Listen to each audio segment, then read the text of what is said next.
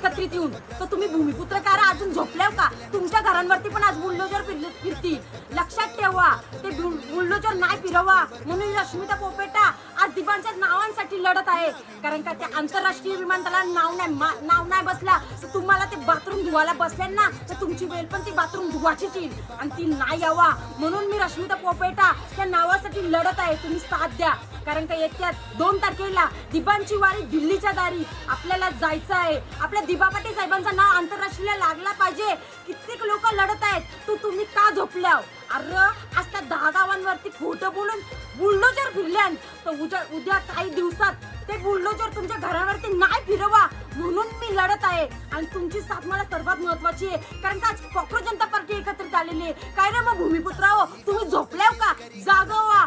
आज नाही तर कधीच नाही. या सरकारला दाखवून द्या का आपल्या भूमिपुत्रांत किती दम आहे. चला या 2 तारखेला